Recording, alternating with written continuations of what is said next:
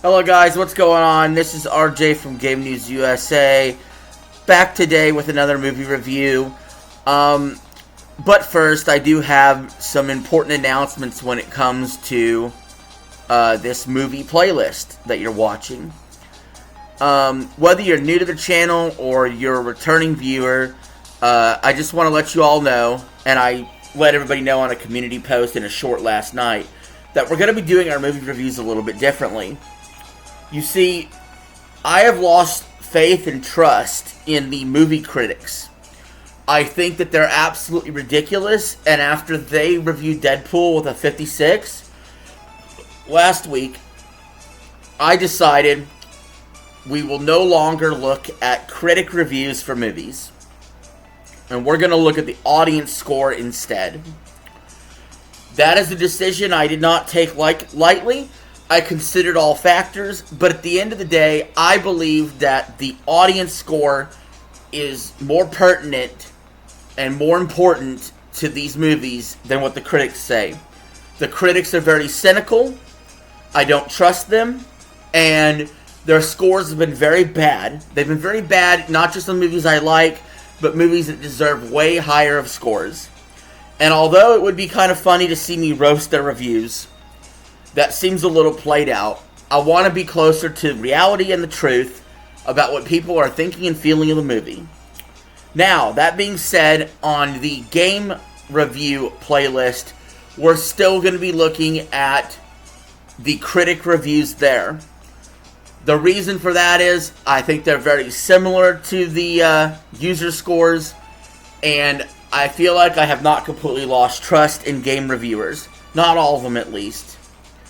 And so I feel like on game reviews, we can continue to look at critics, while on movie reviews, we will be looking at audience score, all from Metacritic.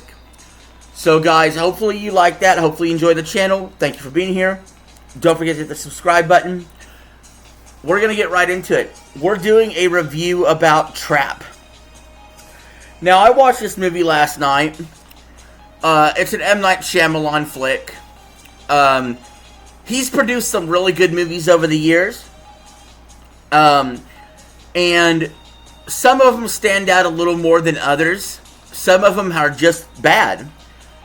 I went into this movie expecting certain things, and I was pleasantly surprised it was actually better than I thought it would be.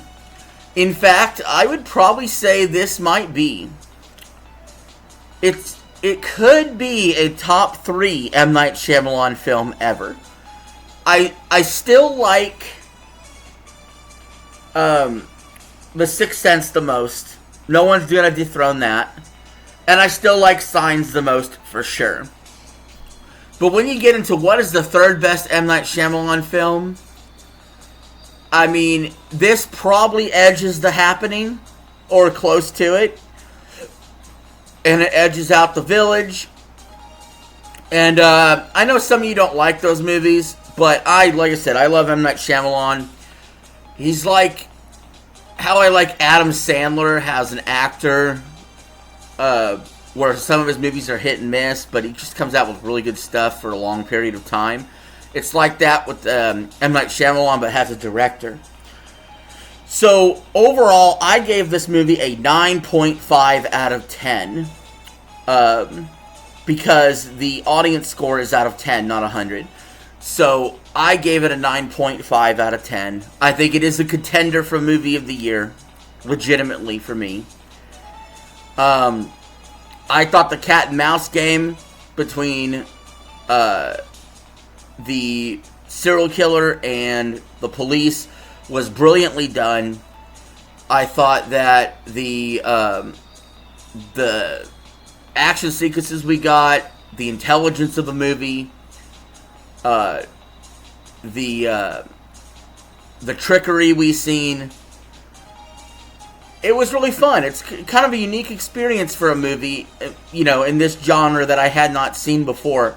Now, it's not a perfect score because I felt like it was a little over the top, a little ridiculous, a little bit not grounded in reality with some of the ways that he was able to escape. But that's okay for the most part. I thought all the characters all the actors and actresses did a great job.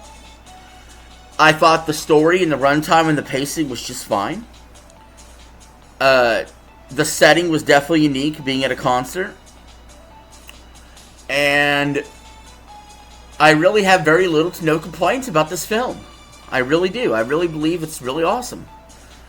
And what did the audience think?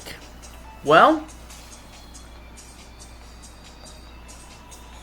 Lindsay G gave it a 10, saying, another great M. Night Shyamalan movie. He never repeats himself. His movies are always uniquely entertaining. Trap didn't want to watch any of the trailers, so I went into this not knowing anything, and I was pleasantly surprised as usual. So I did see the trailers. The trailers do give away too much. Like, good on this audience member for not watching the trailers, because I felt like I watched too many of their trailers, and they really got to scale that back. But I think this review is very close to my sentiment on the movie by Lindsay G. But we're going to go to J.K. Vent, who said, an incredibly tense and immersively fun thriller. Josh Hartnett is absolutely fantastic in this film, perfectly treading the line of the two worlds, an upbeat suburban dad and a terrifying violent monster. And a big part of the fun is knowing which is which. Yeah, so one of the reasons I really like this film is it reminded me a little bit of the TV show Dexter. Whenever Dexter, early on especially, in that TV show, was close to getting caught, or almost caught, he would find ways to wiggle himself out of the situation. And that's what this almost reminded me of. So that's one of the reasons why I gravitated to this movie. Akawar Laura Dosta gave it an 8, saying, for a Shyamalan Ding Dong movie, I really liked it. It was tense and unsettling the entire freaking time. Yes, so it's unsettling for a different reason than you think. Because the unsettling part is actually, is he going to get caught? Is he going to get caught? Is he going to get caught? It's totally different than a normal horror flick where the suspense is she going to get killed? Or are they going to get killed? Are they going to get, stabbed? Are they going to get, caught by the killer? But the suspense is more about, are they going to get him? Are they going to nail him? They did such a great job portraying these emotions. Let me continue with the review. It's a new spin on a thriller, and it's worth at least watching once on streaming. Beats woke Batman cartoons any day. I don't know what that means. I don't know about any woke Batman cartoons. 9 to 5 critic gave it a 6, saying it had the potential to be one of M. Night's best films, but too many odd choices in the story slowly degraded it. Be prepared to hear a lot of music from his daughter, who plays a pop star in the film. That could be tolerated, but at least 1/3 of the film feels like a concert. Well, yeah, so, some people have criticized that. The main singer, the actress, Lady Raven, is the daughter of M. Night Shyamalan, which, by the way, I believe she came out with a movie, The Watchers, earlier this year, which I reviewed favorably. I get that an 8 out of 10. So, I had no problem there. What's crazy about that, actually, is I don't like pop music at all, but I will say, she was actually so good at it. I'm not saying I'd listen to her stuff, but her stuff sounds like it could be released as a freaking album in pop. You know what I'm saying? And you know what I mean? It's like that realistic as far as like, oh, this is what I expect from pop music, and this is what we got. Maybe they did a little too much, but they were literally at a concert. And the dad did leave so many times that, you know, you weren't hearing music the whole time. And I thought she did fine as an actress. I wouldn't have even known it was his daughter if someone didn't point that out to me.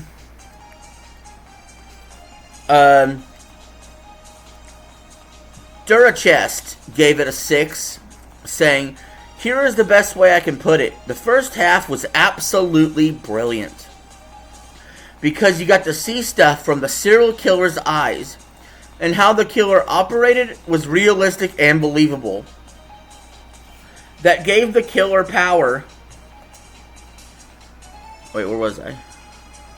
"Because you could only mostly believe someone actually would be able to do that stuff. Again, mostly. But Farrah's suspension of disbelief second half was ridiculous. It felt like the killer had all the plot armor in the world. Completely unbelievable. Police are beyond incompetent. If the movie had maintained the realism, it could have been one of the best serial killer movies of all time. Second half just made it average. But it's overall not bad still. I did actually like the pop star, though. She actually did play good and was heroic. But the police unrealistically and needlessly put her in danger. And that took me out of it." Yeah, like I said, one of the reasons why it's not a 10 is I felt like the cops were a little too stupid. Like, on one hand, they had so many cops there. They had everything on lockdown. The premise is a little silly. They did a good job explaining the premise, which I don't want to, like, spoil everything. But they did a good job explaining the premise about why this was happening the way it was, I felt. But, I mean, I get where this reviewer's coming from. I wouldn't have dropped it all with his 6, though. It sounds like he's a little upset with certain things. Sounds like, based on his wording, he should give it an 8, not a 6.